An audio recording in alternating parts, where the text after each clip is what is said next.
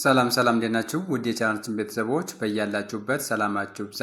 ዛሬ ይዤላችሁ የመጣሁት ቃላት ምስረታ ነው ማለት ነው።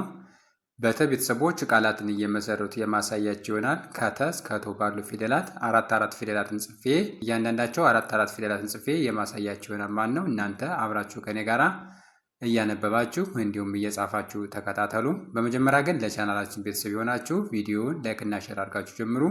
እንዲሁም ለቻናላችን አዲስ ሆናችሁ ደግሞ ቻናሉን ሳብስክራይብ በማድረግ ቤተሰብ ሁኑ። አሁን ቀጥታ ወደ ቪዲዮ እንሂድ። ኦኬ ዛሬ ይዤላችሁ የመጣሁት በተ ቤተሰቦች ቃላት ምስረታ ነው ማለት ነው። በዚህ ላይ ከተ እስከ ቶ ያሉ ፊደላትን ጽፌያለሁ። እንደዚህ ደግሞ ወደ ጎን ደግሞ አራት ቃላቶችን ጽፌ ይዤላችሁ መጥቻለሁ ማለት ነው። እነዚህን በደንብ አድርገን እያነበብንን በደንብ አድርገን እያነበብን ማለት ነው። እንዲሁም እየጻፍነን እየተለማመንን መሄድ አለብን ማለት ነው። እናንተም አብራችሁ ከኔ ጋር በደንብ ታነባላችሁ፣ እንደኔ እያነበባችሁ እንዲሁም ደግሞ እየጻፋችሁ እየተለማመዳችሁ መሄድ አለባችሁ ማለት ነው። ማንበብ ብቻ ምንም ትርጉም እንደሌለው ታውቃላችሁ። ደግሞ ይህንን ቪዲዮ እያቆማችሁ እየጻፋችሁ መለማመድ የግዴታ ይሆናል ማለት ነው። በመጀመሪያ እነዚህ ፊደላቶችን አነብላችኋለሁ። ፊደላቶችን ካነበቡ ደግሞ እነዚህን ቃላቶችን ሳነብ እያንዳንዱን ፊደል ጠራና እዛ ደግሞ ቃሉን ባንድ ላይ እያደረጉ ጠራላችኋለሁ ማለት ነው።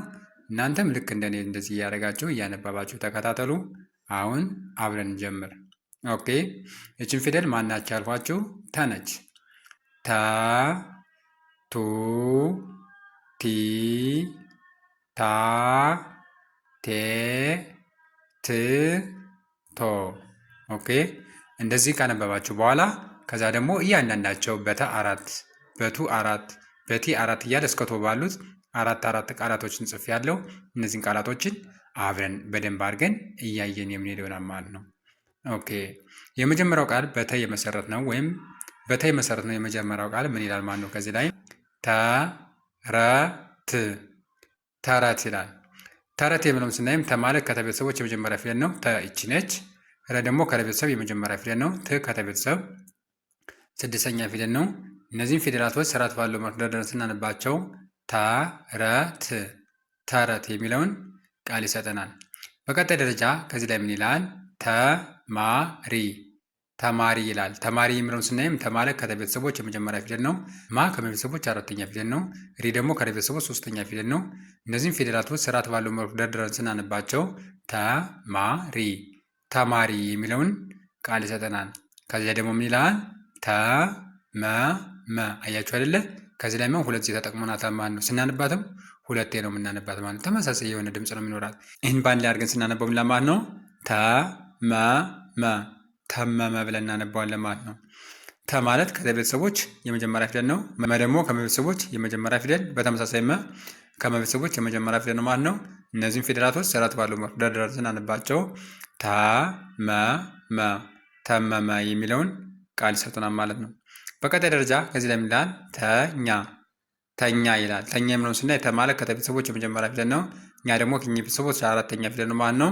እነዚህም ፊደላቶች ስርዓት ባለው መልኩ ደርድረን ስናነባቸው ተኛ፣ ተኛ የሚለውን ቃል ይሰጠናል ማለት ነው። አሁን ያነበብነው በተ የመሰረትናቸው ቃላቶች ነው ማለት ነው። ቀጣይ ደግሞ በሁለተኛው የተ ቤተሰብ በሆነችው በቱ የመሰረትናቸው ቃላቶችን እናነባለን ማለት ነው። የመጀመሪያው ቃል ከዚህ ላይ ምን ይላል? ቱታ፣ ቱታ ይላል። ቱታ የሚለውን ስናይ ቱ ማለት ከተ ቤተሰቦች ሁለተኛ ፊደል ነው። ታ ደግሞ ከተ ቤተሰብ አራተኛ ፊደል ነው። እነዚህም ፊደላቶች ስርዓት ባለው መልኩ ደርድረን ስናነባቸው ቱታ፣ ቱታ የሚለውን ቃል ይሰጡናል ማለት ነው። በቀጣይ ደረጃ ከዚህ ላይ ምን ይላል? ቱርክ፣ ቱርክ ይላል። ቱርክ የሚለውን ስናይ ቱ ማለት ከተ ቤተሰቦች ሁለተኛ ፊደል ነው። ር ደግሞ ከረ ቤተሰቦች ስድስተኛ ፊደል ነው። ክ ከከ ቤተሰቦች ስድስተኛ ፊደል ነው። እነዚህም ፊደላቶች ስርዓት ባለው መልኩ ደርድረን ስናነባቸው ቱርክ፣ ቱርክ የሚለውን ቃል ይሰጡናል ማለት ነው። ቀጣይ ከዚህ ላይ ምን ይላል? ቱሪዝም፣ ቱሪዝም ይላል። ቱሪዝም የሚለውን ስናይ ቱ ማለት ከተ ቤተሰቦች ሁለተኛ ፊደል ነው። ሪ ደግሞ ከረ ቤተሰቦች ሶስተኛ ፊደል ነው። ዝ ከዘ ቤተሰቦች ስድስተኛ ፊደል ነው።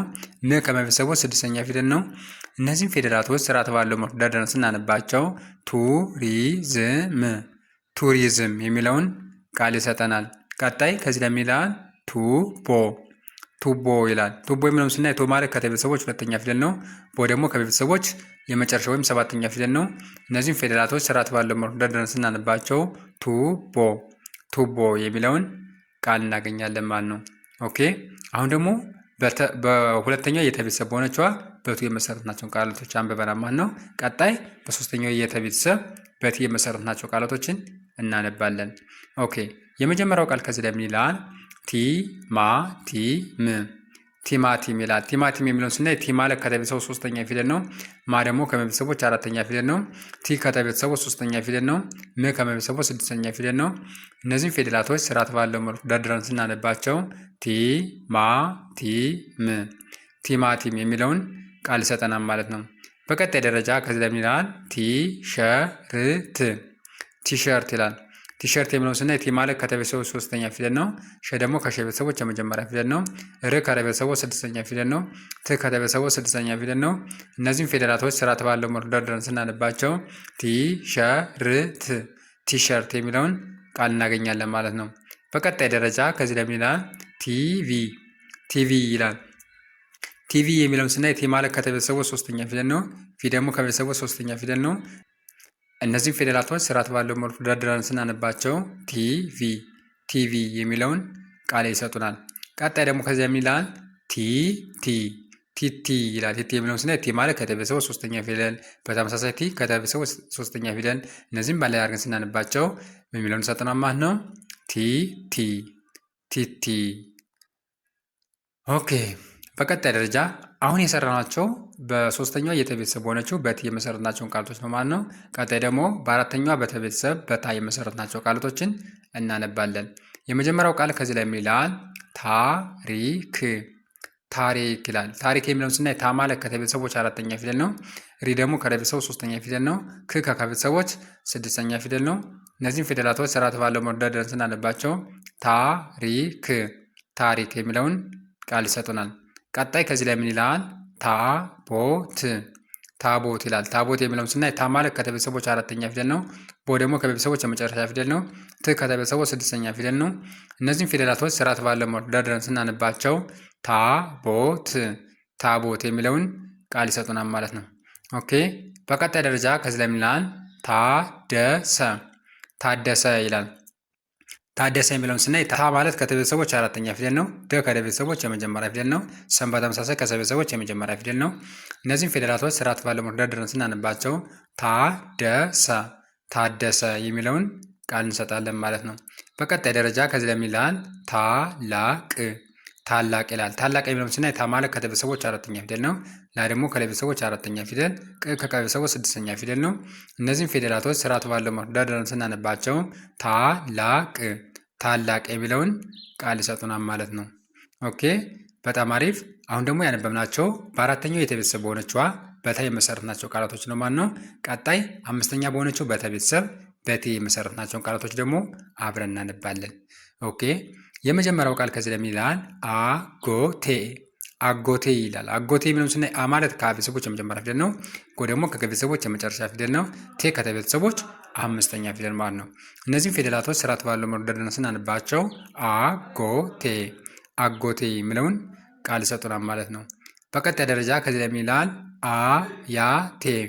አያቴ ይላል። አያቴ የሚለውን ስናይ አ ማለት ከቤተሰቦች የመጀመሪያ ፊደል ነው። ያ ደግሞ ከየቤተሰቦች አራተኛ ፊደል ነው። ቴ ከተቤተሰቦች አምስተኛ ፊደል ነው። እነዚህ ፊደላቶች ስርዓት ባለው መልኩ ደርድረን ስናነባቸው አያቴ የሚለውን ቃል እናገኛለን ማለት ነው። በቀጣይ ደረጃ ከዚህ ላይ ምን ይላል? እርስቴ ይላል።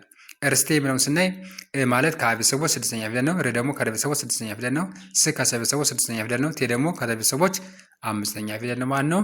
እነዚህ ፊደላቶች ስርዓት ባለው መልኩ ደርድረን ስናነባቸው እርስቴ የሚለውን ቃል ይሰጠናል ማለት ነው። ቀጣይ ደግሞ ከዚህ ላይ ምን ይላል? ቤቴ ይላል። ቤቴ የሚለውን ስናይም ቤ ማለት ከቤተሰቦች አምስተኛ ፊደል ነው። ቴ ደግሞ ከቤተሰቦች አምስተኛ ፊደል ነው። ቴ ከቤተሰቦች አምስተኛ ፊደል ነው። እነዚህም ፊደላቶች ስርዓት ባለው መልኩ ደርድረን ስናነባቸው ቤቴ የሚለውን ቃል ይሰጡናል ማለት ነው። ኦኬ በጣም አሪፍ። አሁን ደግሞ ያነበብናቸው በአምስተኛ በሆነችው በተ ቤተሰቦች በቴ የመሰረትናቸው ቃላቶች ነው ማለት ነው። ቀጣይ ደግሞ ስድስተኛ በሆነችው በተ ቤተሰብ በተ የመሰረትናቸው ቃላቶችን ደግሞ አብረን እናነባለን። የመጀመሪያው ቃል ከዚህ ላይ ምን ይላል? ትልቅ ይላል።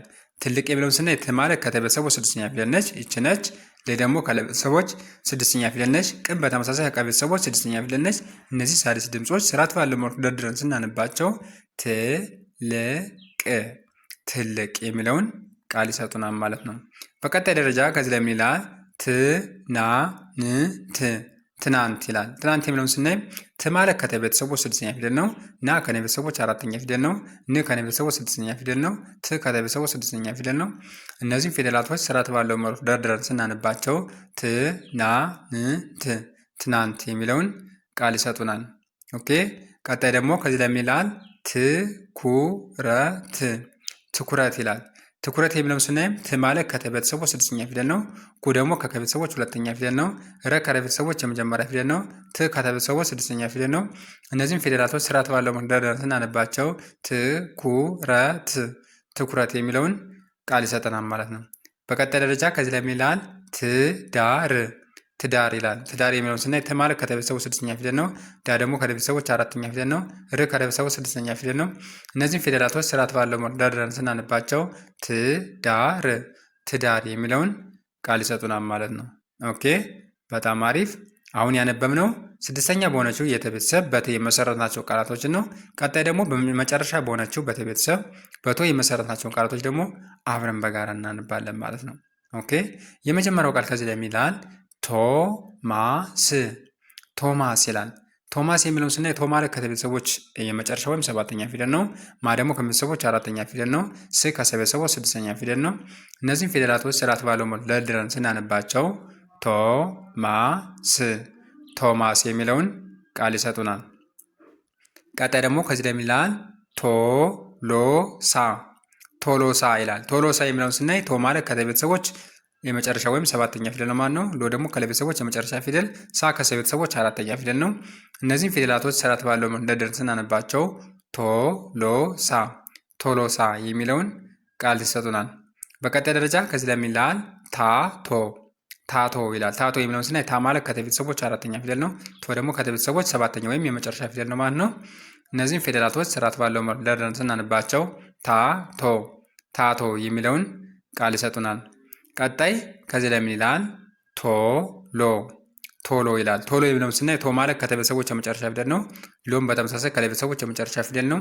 እነዚህም ፊደላቶች ስርዓት ባለው መንደርደር ስናነባቸው ቶሎ ቶሎ የሚለውን ቃል ይሰጡናል ማለት ነው። ኦኬ፣ እንደዚህ እያደረጋችሁ እስከሚገባችሁ ድረስ በደንብ ካነበባችሁ በኋላ ከዛ ደግሞ ቪዲዮውን እያቆማችሁ እየጻፋችሁ ማለማመድ አለባችሁ ማለት ነው። አብዛኛውን ጊዜ እያነበባችሁ ስታልፏቸው ትረሷቸዋላችሁ። ነገር ግን ስትጽፏቸው ደግሞ ለእናንተ አይረስነትን ይፈጥርላችኋል ማለት ነው። ስለዚህ መጀመሪያ ታነባላችሁ፣ እስከሚገባችሁ ድረስ በደንብ ደጋግማችሁ ታነባላችሁ። ከዛ ደግሞ ቪዲዮውን እያቆማችሁ እየጻፋችሁ ማለማመድ አለባችሁ ማለት ነው። እነዚህ እያደረጋችሁ ተለማመዱ። ዛሬ ይዤላችሁ የመጣው ቪዲዮ ይህን ይመስላል። ቪዲዮ ከተመቻችሁ ቪዲዮውን ላይክ፣ ሼር እና ሰብስክራይብ ማድረጋችሁ እንዳትረሱ። እንዲሁም ኦንላይን መማር ለምትፈልጉ ታች ላይ በማስቀምጥላችሁ ስልክ ቁጥር በ09 18 03 46 85 ላይ በኢሞ በቴሌግራም እና በዋትሳፕ በመደወል ትምህርታችሁን መከታተል ትችላላችሁ። ቀጣይ ሌሎችን የቪዲዮ እስከምመለስ መልካም ጊዜ፣ ቸርን ሰንብት።